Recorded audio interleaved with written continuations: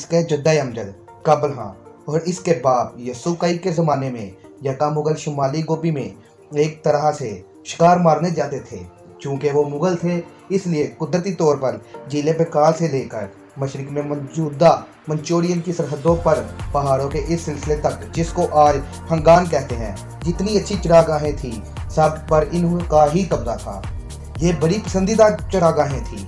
ये गोभी के बढ़ते हुए रेगजार के शुमाल में वो छोटी नदियों कोलोरान और उनान की जरखेज वादियों के दरमियान वाक़िया थी।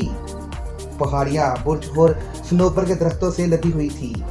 शिकार कसरत से मिलता था, पानी अफराज से क्योंकि बर्फ देर में पिघलती थी।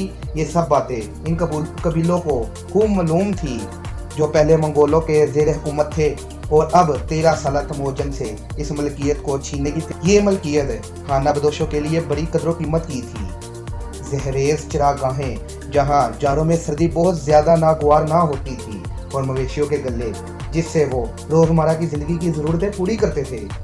बालों से नमदा और हेमा बांधने की रस्सियाँ तैयार करते, हड्डियों से तीरों की नोके बनाते और चमड़े से गोरों की जीने, कोमेस के थैले और घोड़े का दिगर सामान तैयार करते थे।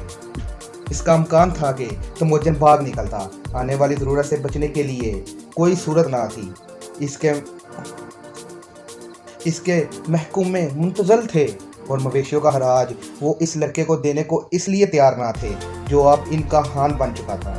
इसके अलावा ये लोग खुद पहाड़ों पर मुंतशिर थे और अपने गलों को बेड़ियों को इब्तिदाई बहार में लाजमी तौर पर आने वाले छोटे छोटे हमलावरों से बचाने की कोशिश में लगे रहते, लेकिन वो भागा नहीं। तारीख कहती है कि वो कुछ अर्सा तक अकेला अपनी यूरत में रोता रहा, फिर इसने सरदारी का काम संभाल लिया, अपने भाइयों बहनों और दूसरे सौतेले भाइयों की रोजी का इंतजाम कर रहा था। ये दूसरा सौतेला भाई जो बच गया था इस लड़के को बहुत चाहता था।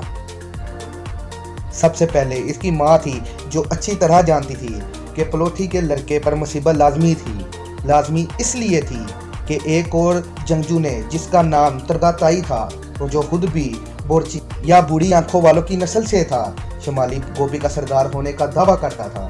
तरगाताई तैजोत का सरदार था जो मंगोलों के नस्ली दुश्मन थे और तरगाताई जो तमोजन के बहुत से कबीले वालों को अपने झंडे तले जमा करने में कामयाब हो गए थे, अब इस पर मजबूर था कि वो मंगोलों के कम सनहान का पीछा करे और इसका खात्मा कर दे। जैसे भेड़िया भेड़िए के ऐसे कमसन बच्चे को मार देता है जिससे डरता हो कि एक दिन भेड़ियों के ग्रोह का सरदार बनने की कोशिश करेगा। बगैर इतला के शिकार शुरू की। ग्रोह दरगर्दा सवार मंगोलों के अरुद इनके हेमों वाले गांव पहुंचे और कुछ जरा बिछड़ के इधर उधर से मवेशियों को हाँकने लगे और तरगाताई ने इस हेमे का रुख किया जिस पर परचम लहरा रहा था। इन जंगजुओं के आने से पहले तमोजन अपने भाइयों के साथ भागे जो बड़ी कुव्वत से कमान खींच सकता था, अपने घोड़े को लगाम देकर दुश्मनों पर कुछ तीर बरसाए। अलून को जिंदा रहने दिया गया। तरगाताई को तमोजन के अलावा किसी की तलाश नहीं थी। इसे शिकार शुरू हो गया। लड़कों के पीछे पीछे तैयूर लगे ही हुए थे। शिकारियों ने कोई खास जल्दी ना की। रास्ता ताज़ा और साफ था और ये खाना बदोश कई दिन एक एक घोड़े से का पीछा करने के आदी थे।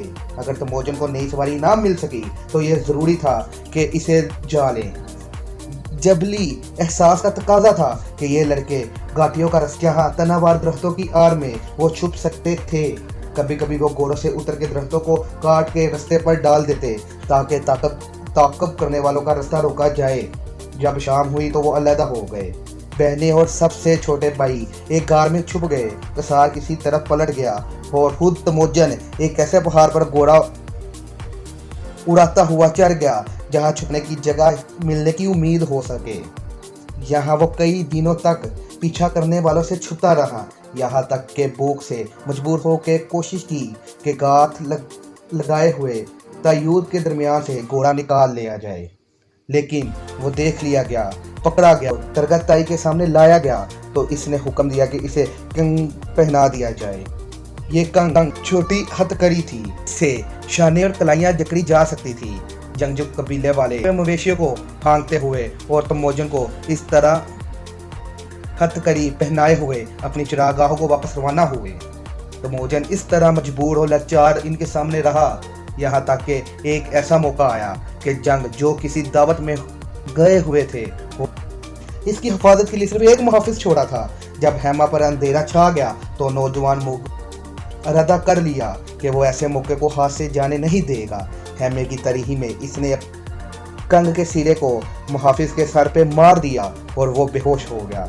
जब वो दौड़ के हेमे से बाहर निकला तो इसने देखा कि चांद निकल चुका है और जिस जंगल में हेमा गा थी इसमें चांदनी छल छल कर आ रही थी।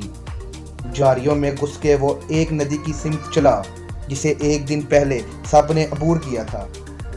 अपने पीछे ताक़ब करने वालों का शोर सुन के इसने नदी में छलांग मारी और एक किनारे की घास में दब के बैठ गया। सिर्फ इसका सर पानी से ऊपर था।